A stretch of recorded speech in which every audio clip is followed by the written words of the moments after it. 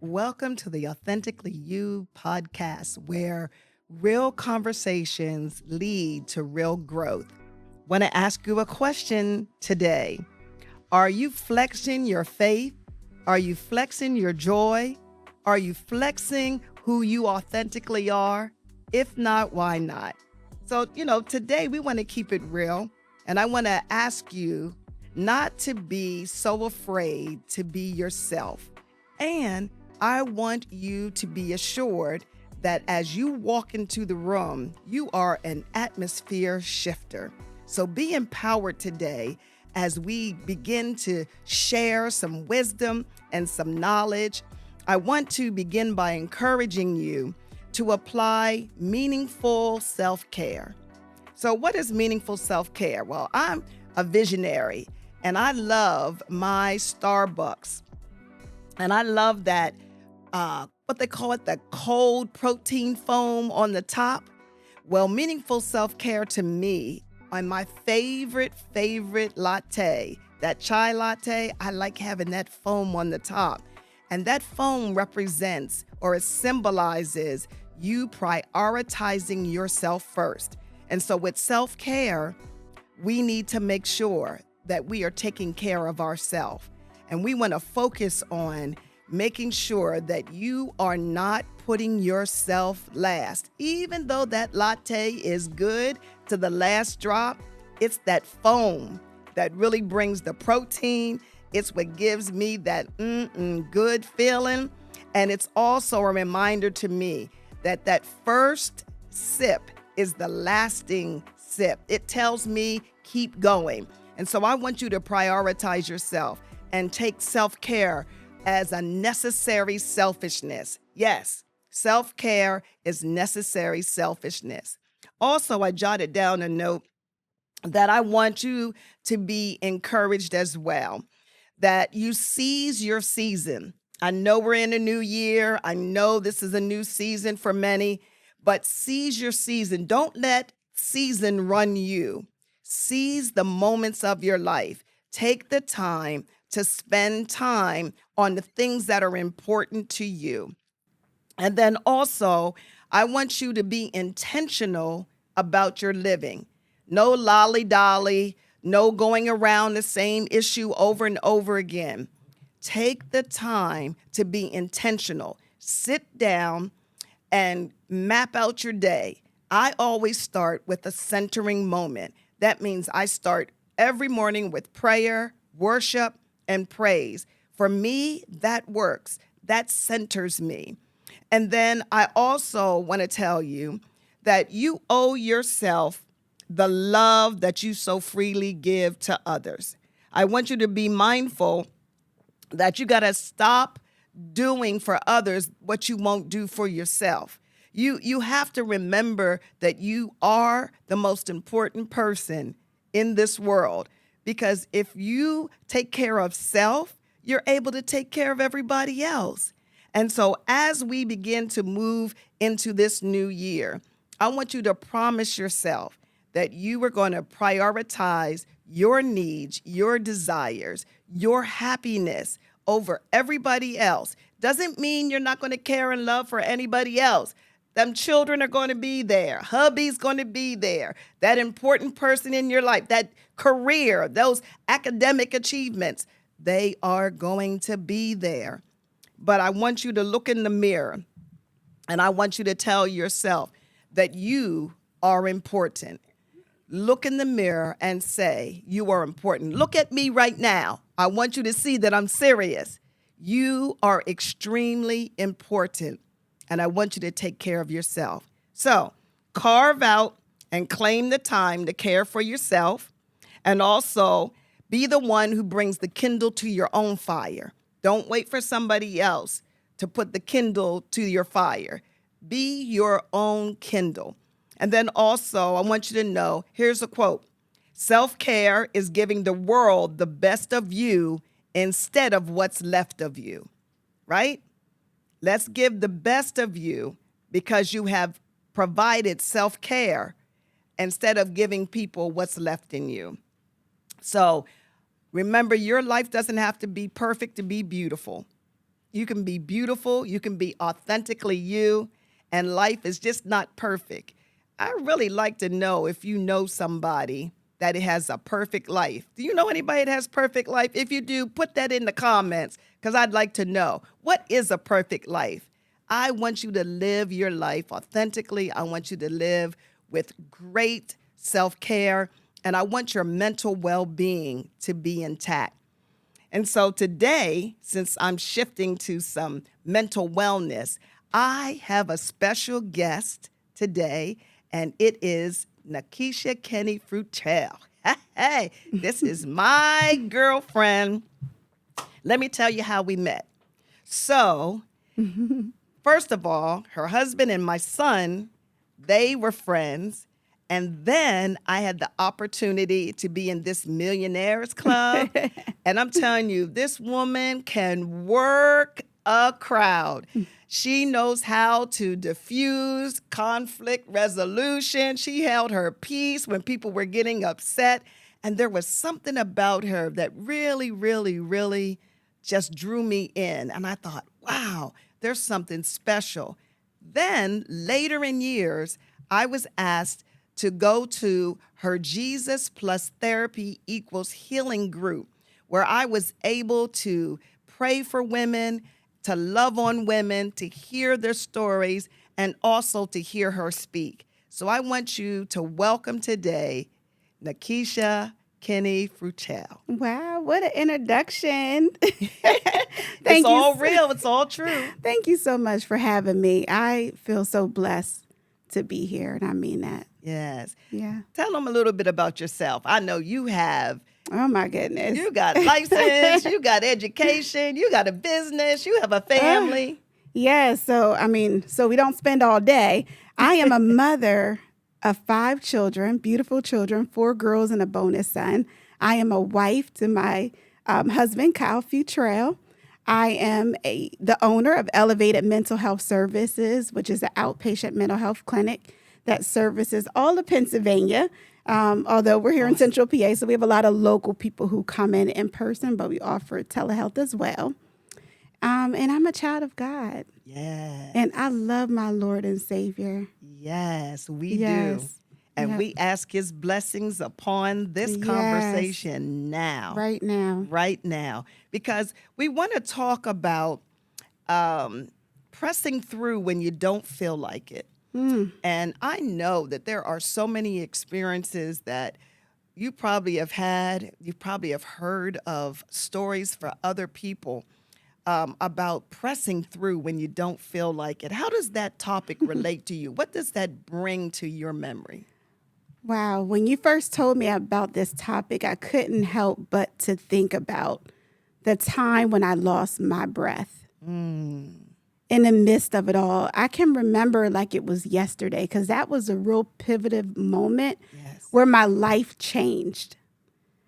It was 2020. All of us were home from the pandemic. Kids were home. Pandemic started. We were getting sent home from work. I was a therapist working for another company at that time. Had about 80 clients. Wow.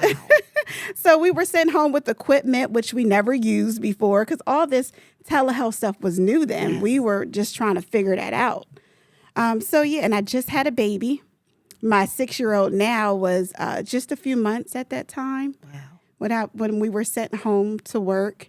And unfortunately, my husband was also dealing with some medical things, and he was diagnosed with epilepsy right at that time. So it's like everything was happening pretty quickly. We had the baby, we got his diagnosis, we're all sitting home to work from home.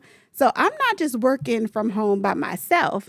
I'm working from home with kids who were supposed to be in homeschool, which didn't have it all figured out yet. It wasn't planned. A new baby because daycares were closed. So I'm having to take care of this baby while I'm working at the same time because my kids were in school, homeschool.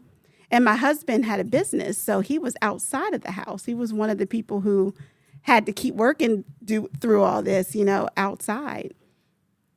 And I thought I could handle it all. I woke up early. I had my agenda. I had mommy homeschool. Had the lunch lunches set up and everything for the kids, you know. I had my earpiece. I had the baby playpen. I'll change her diaper. I'll just put her on mute. I'll just cut the cameras off. I'll do what I need to do. Yeah. I had it all set up the best I knew how.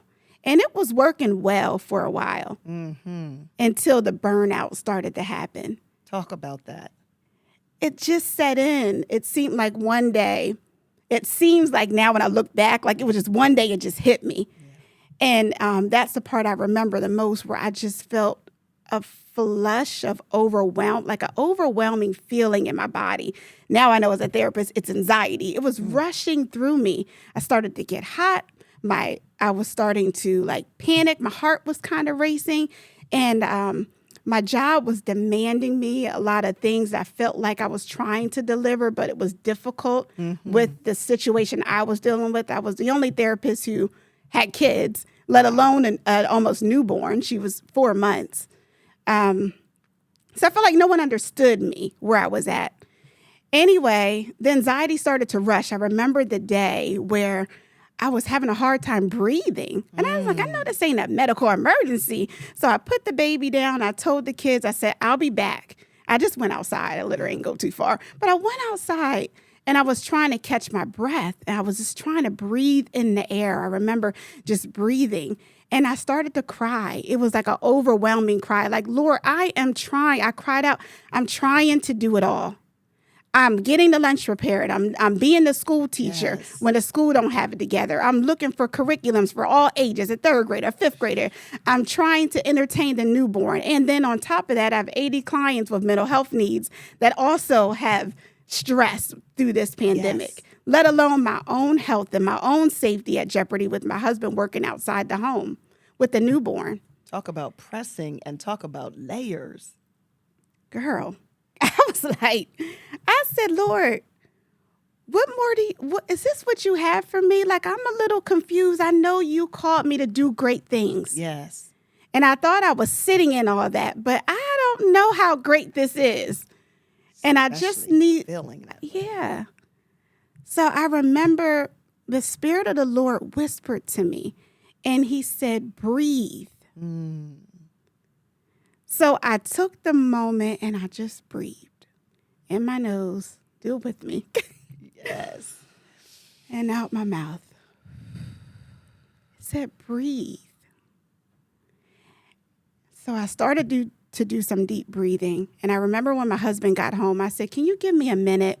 Can I just leave? So I went to the grocery store, you know, where busy moms escape without kids, the grocery store. And I remember with tears in my eyes getting groceries. And I was just standing in line, and I seen a magazine that said, breathe. On it, the title was Breathe. I said, Lord, so I'm breathing. Once again, breathe with me. In your nose and out your mouth. And I was driving home, still trying to get it all together. How is this going to work? I said, my job is building a case on me. And I had this feeling that I wasn't wanted here, or I wasn't performing enough. And you know when you know you're doing all you can, and people still ain't satisfied. Still not satisfied. And I'm trying to figure out what more can I do. I remember saying, I'm not Netflix and chilling here. Come on here. Like some people during the pandemic, you know, like sometimes some people got a little break. That's right. So even on my ride home, there was a car in front of me with the word breathe. I said, Lord, come on. Can it be any clearer? So I went home and I turned on my girl, Sarah Jakes, because that's where I got my inspiration from.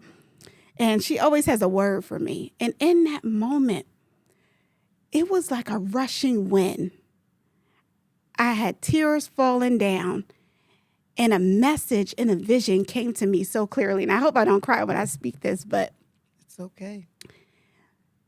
God said to me, I sent you here to elevate my people. And I sent you here to teach them how to breathe. And I couldn't find anything to write with but the whiteboard that I had wrote Mommy Homeschool on. Yeah. So I got the marker, and I just remember writing breathe going down the page, BREATHE.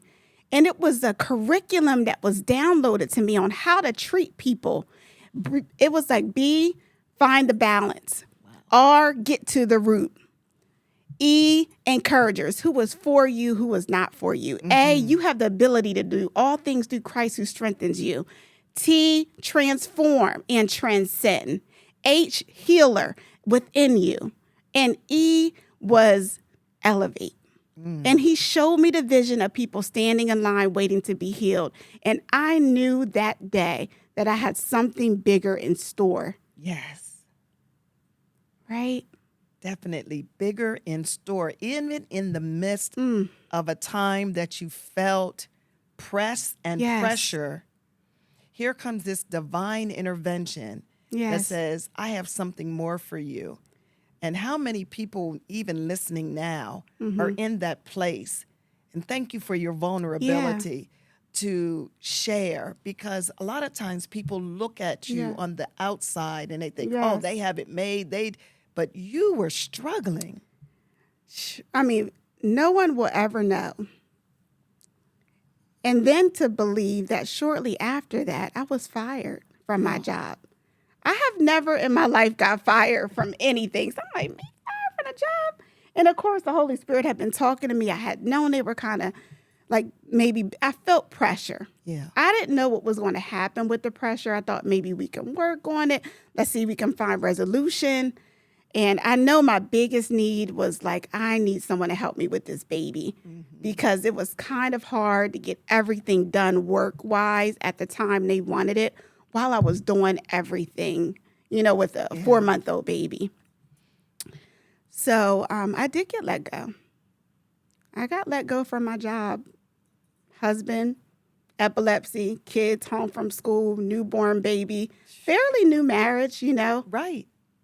Yep. So I was let go from my job during the pandemic. And, God is so good. I was able to sustain myself through that time, and I was able to plead my case, and get some unemployment type of stuff, like they agreed, and it went in my favor, that I showed evidence. I'm doing everything that I could with what I had.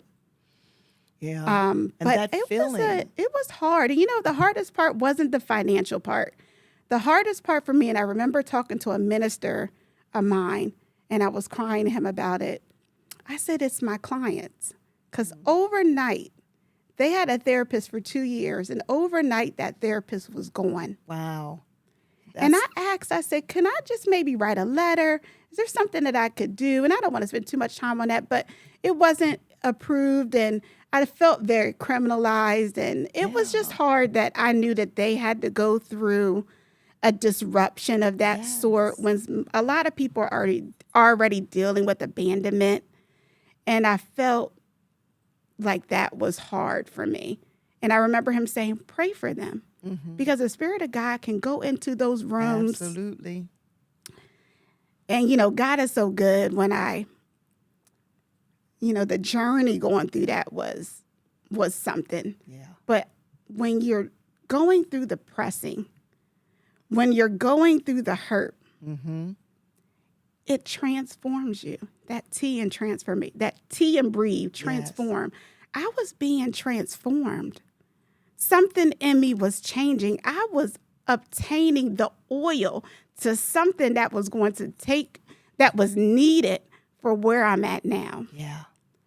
And I said, and I didn't know the words then. I can say that now, what was going on. In the moment, I'm like, oh, how are we going to pay these bills? Or am I going to get the unemployment? What is going to go on? Like, where am I going to work? You're like, what, your mind is everywhere. Yes. And, I know that there's many, many people now facing that. Like, they lost their job. They were doing well. They're giving their all.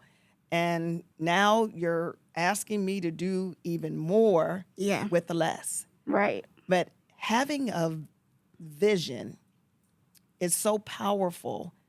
Can you talk a little bit about how having that vision helped you to keep moving forward? What did that do for you? It showed me the purpose. See, sometimes I don't think we get that benefit of seeing it. Right. Sometimes it might be a feeling or you heard it, but I seen it. And I think God knew that I needed to see this because this is big. Yes. I didn't know how big it was. Lord, I didn't know how big it would be. I just knew that these people needed help. They're in line. They're waiting to be healed. Yes. I didn't know what they looked like. It was just black and white, and I could see them. That vision gave me the encouragement. It gave me the reminder when things got tough. See, at this point in my life, when I had this vision, I didn't have my clinical license yet. Okay. I knew that God wanted me to move in a direction of obtaining my clinical license so that I can open up Elevated Mental Health Services. He sent me here to elevate, and we bought out the Elevated Mental Health Services. Yes. That's where that comes from. And I knew I had to obtain a license. So, and I remember crying out when I was crying, when I didn't have no breath. I said, Lord, you want me to get this clinical license, but I don't even have time to study. How do I have time to study? Well, then the job wasn't there.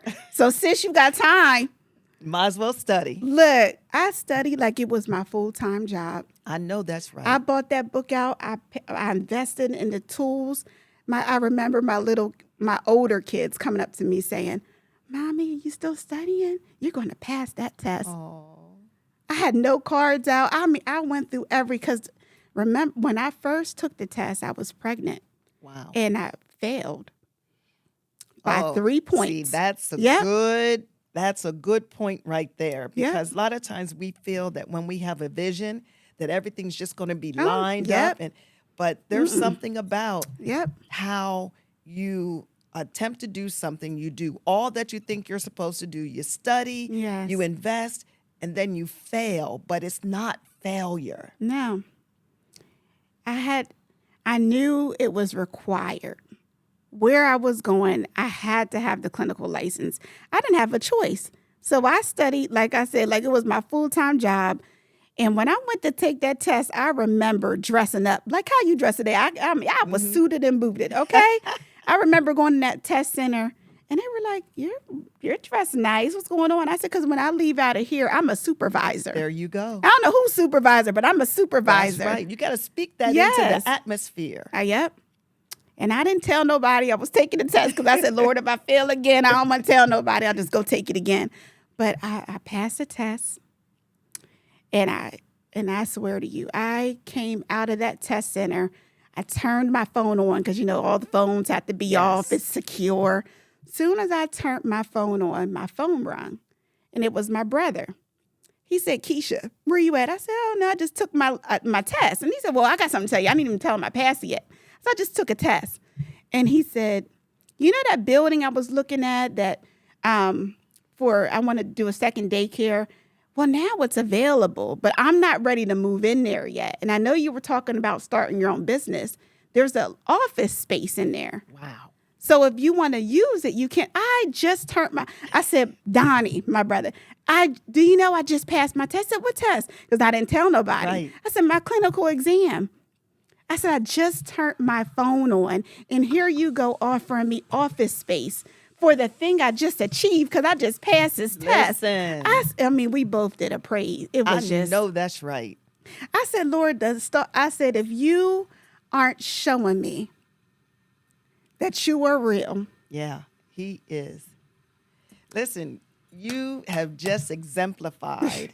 I'm sorry. how you need to cry. Listen, that is a real experience that the tears are remembering how tough it was, but just how powerful following a vision. Yes. And following what you know in your heart. Yes. And then once you do it, you then begin to see it unfold in ways you never could have imagined, even though you believed it. Mm-hmm. So that is just so encouraging for anyone listening today. Mm-hmm. One time, a dear person who I'm going to have on one of the podcasts soon, she had told me, when she asked me, she said, why don't you get started? She said, I see you not being this person, but being as big as Joyce Myers. I was like, oh my gosh, how? And she said, what are you doing to get started? Why aren't you getting started?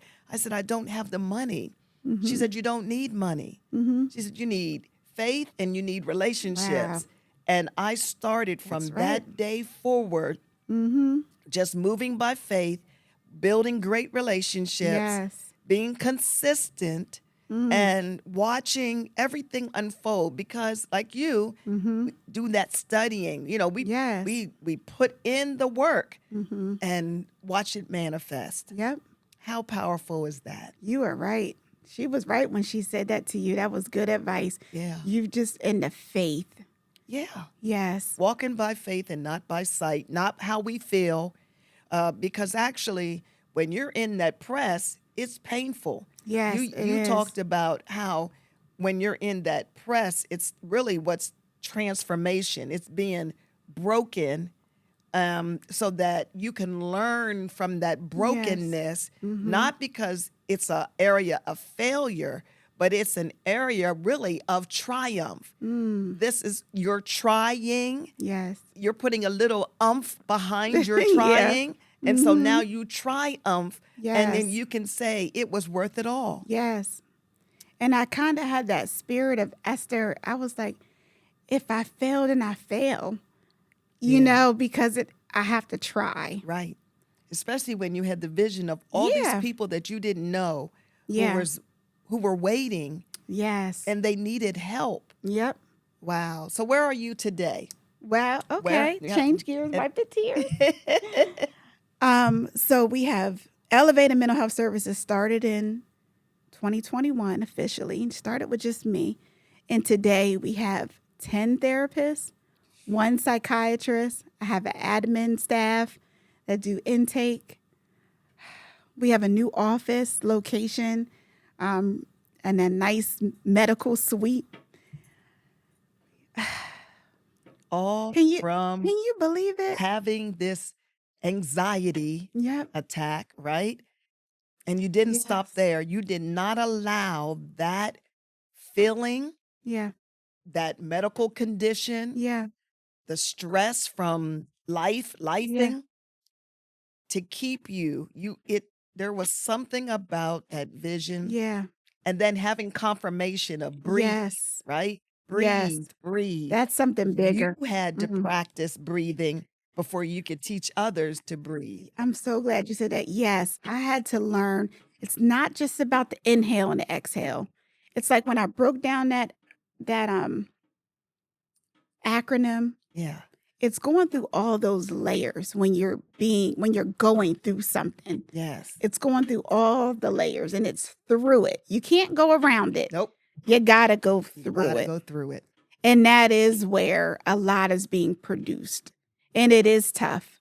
And of course, I'm giving you the outline and not Yes. the everyday struggle of Right. starting the business and how I got here and all of that. But I knew from that vision what God wanted me to do. And that meant even turning down some things, because even in the process of me starting the business, I was offered another job. Okay. And this is important because sometimes what you think is for you, Mhm. like, oh, that opportunity looks good and it's Yeah. comfortable. Right. Because see, I was so used to salary. So I'm like, oh, maybe I should just get that job that I was offered because it's comfortable. Yes. And I'll start the business on the side. Most people would do that, Right. People probably thought I was crazy. I turned the job down. And even the doctor who offered me the job, seen me. She was my child's doctor. She seen me. She said, I heard you turned the job offer down. And you know what? I didn't even lie on my God. I said, you know what? I did. And you want to know why? I said, because I knew if I would be starting to work as a therapist for you guys, then I would get probably eventually too busy with my other job. And then I have to leave anyway. And then there'll be more people left without a therapist. I said, I just need to trust in what God is telling me to do here. Yeah. I said, I'm just going to take the faith. And you know what she said to me?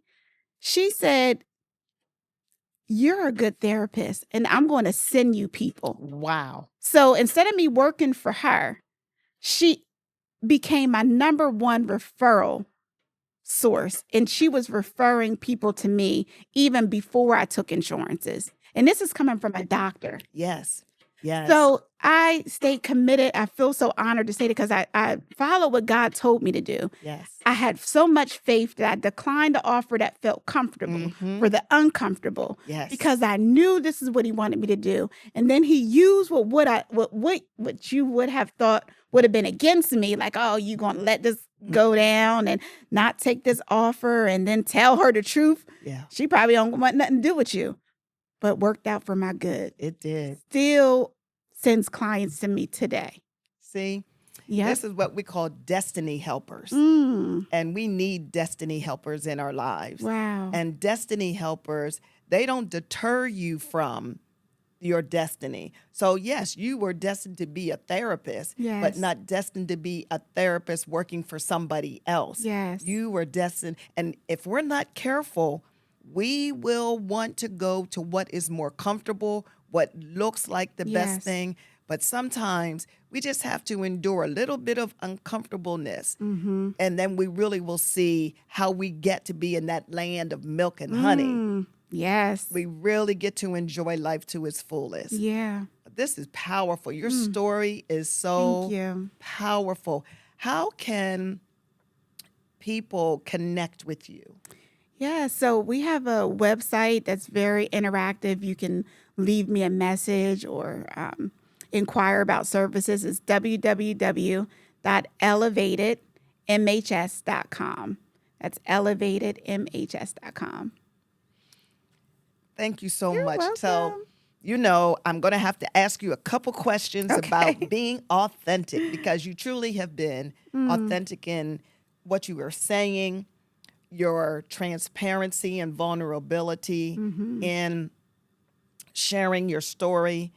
You're a mom, you are a wife, you are a mentor, you're a therapist. Yeah. And so what keeps you grounded to be your authentic self in the midst of challenges? Yeah.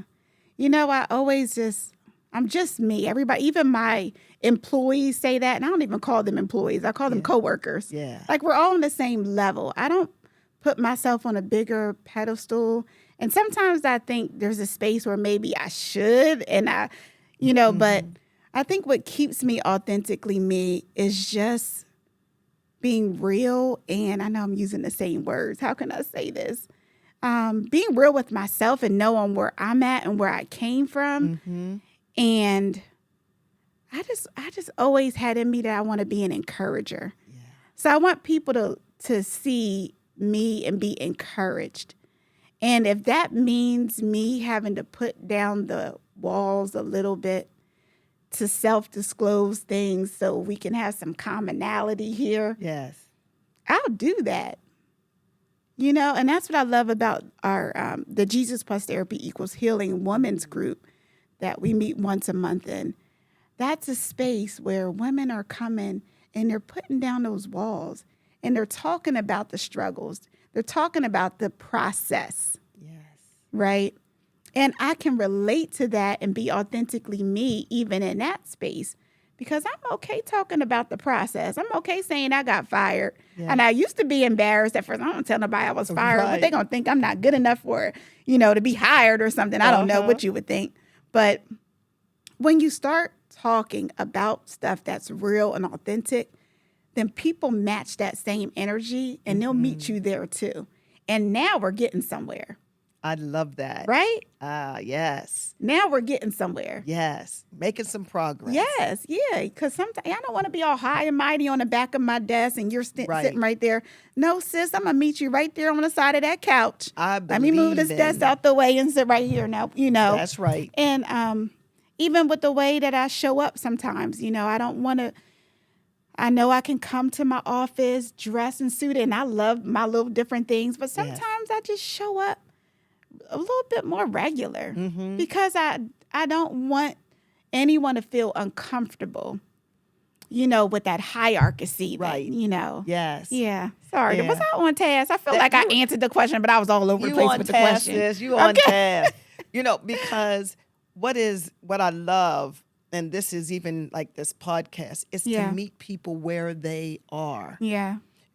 We're not trying to be above. I'm not trying to act like I'm an expert. Listen, I'm living life. I'm striving just like you. And Yeah. whatever lessons I learn, I want to share. Yes. And that's what you've done. Still You're learning them. sharing. Yeah. And if we ever stop learning, Yep. then we begin to die. Yep. We fizzle out because you have to continue to learn Yes. and learn from the experiences of life. Yes. I shared with you earlier that I always say that I am who I am because I've been where I've been. And all of those experiences are the hands that have molded me to be the Oh, person yeah. I am today. Absolutely. The good, bad, and the The ugly. good, bad, and the ugly. And so, in saying that, how would you encourage someone to be their authentic self, even when they're in their lowest points? Because it's so easy Yeah. today to fake it till you make it, or Yeah. to put on a mask.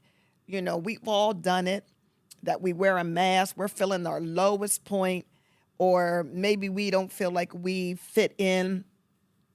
How would you encourage someone to be their authentic self? You know what? I would probably have them do an exercise. I would say close your eyes for a moment because you got two choices here. One, I can be just where I'm at, doing just what I'm doing, feeling just the way I'm feeling. Or two,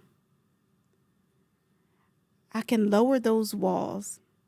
I can speak my truth, even if I don't have the language, because some hurt you don't have words for. It's true.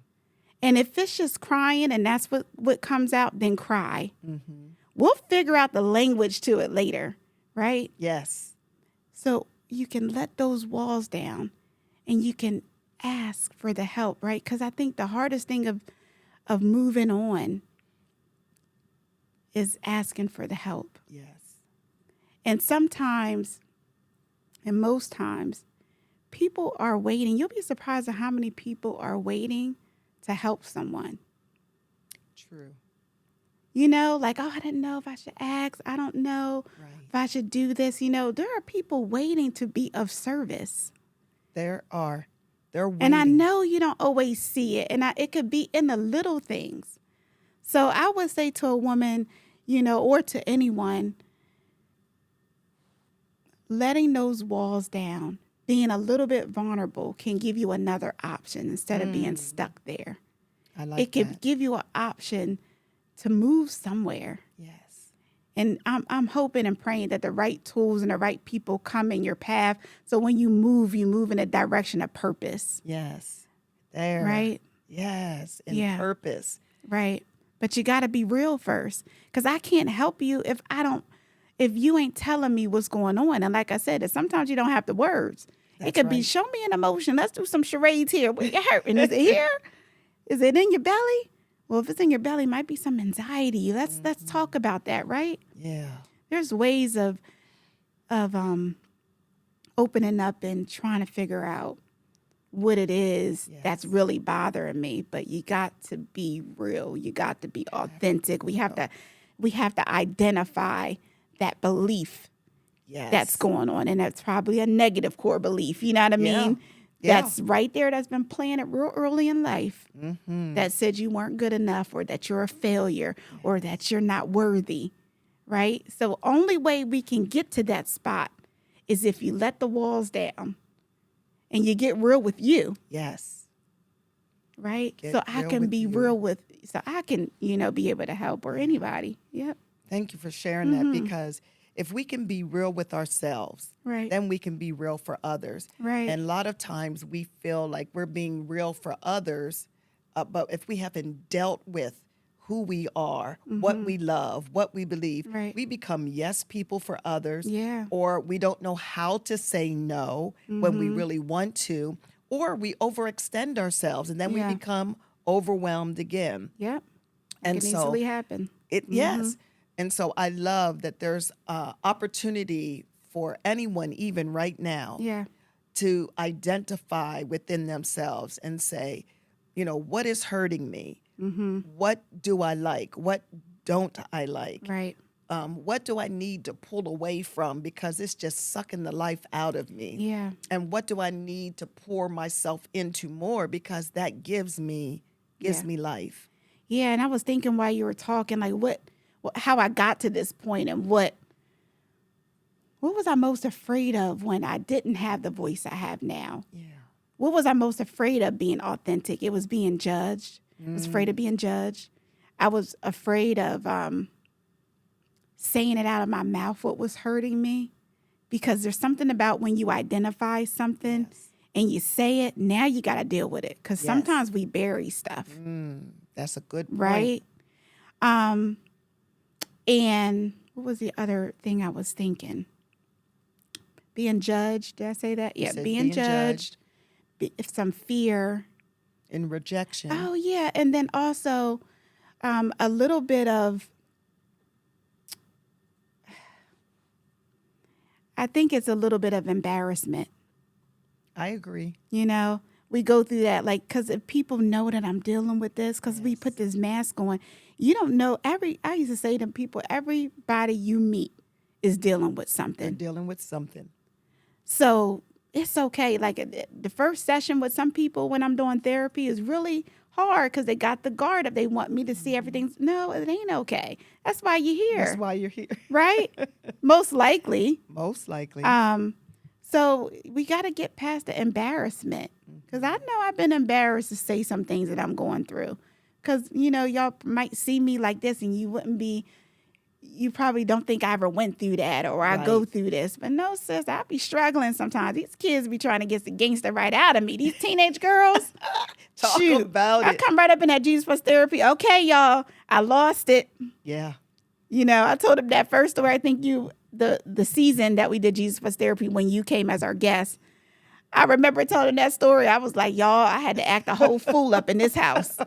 I was throwing stuff, not my stuff, they stuff Right. down the stairs. I lost it in my parenting, you know, but It when happens. I'm real like that, people can like, oh, yeah, I can remember a time when I was like that too. So it lowers the gates, Yes. the walls that you have Yes. up that's trying to protect other people from seeing my mess. No, see Yeah. it. That's right. See my mess, because That's right. maybe you might have a tool to help me. There you go.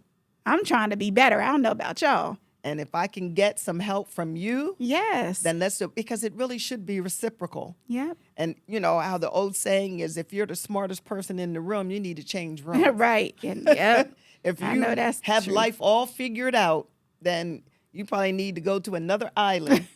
Right. That you And have live some that diff- perfect life, right? Come on. Because it ain't Because here. it truly is not here. And if we can help relieve that pressure from Yeah. people, and the more that we can be our authentic selves Yes. with each other and say, listen, I've been there and I'm like you, I don't mind sharing. You know, I know there's appropriate boundaries, Yeah. Mm-hmm. but I don't mind. If it's going to help someone, I'm not going to keep repeating things because I need pity. I'm repeating something because, listen, I want you to know you're not the only one that experienced that. You're not Yes. the only one that made a bad choice. You're not Right. the only one that said that you weren't going to do it again and you did it again. Mm-hmm. There are people sitting here right now on Yeah. this podcast that are saying, we have done that, we have been there, but we've also learned. And we just want to help you. Yes. We just want to be a blessing. Absolutely. Yes. Mhm. Well, thank you so You are much. so welcome. I am so grateful for you. I do want to say to anyone who's listening, if you have any questions, if you want any answers to anything, if you have a comment, just make that comment and we will definitely get back to you. Maybe you want more information or resources. We certainly want to provide that to you. Also, I want to let you know that there are opportunities for you to connect with Nakisha. And Nakisha, would you please share again your website? Yes, it's www.elevatedmhs.com. Awesome. Thank you. And also, please remember to subscribe to the Authentically You podcast. And you can do that on YouTube at Authentically You podcast. Look for me, look for Authentically You. There's other podcasts that might say Authentically You, Y-O-U, but we are the letter U. And also, you see my book sitting here. If you'd like to get a copy, you can get that on Amazon in the Kindle version. And if you'd like to have the paperback, you can go to brendaalton.com and you can get the book. It's $19.99 plus tax and shipping. It will bless your whole soul. And then also, we want to thank Collab Create because they have this lavish space that helps to produce this type of podcast with excellence. And they are tremendous. You can reach them at collabcreatehbg.com. And if you want to support this podcast, I have several ways that you can do so on my website, brendaalton.com. There is a donate button. Also, Cash App is $BAM Ministry. And you can look me up on info@brendaalton.com. And you can go to Zelle or PayPal or Venmo. Look, any way you need, there's a way to do it. And just know that we are providing this podcast because it's your voice that we want to be able to give voice to. That silent voice, those questions that maybe you have. Maybe there's an experience that has occurred to you.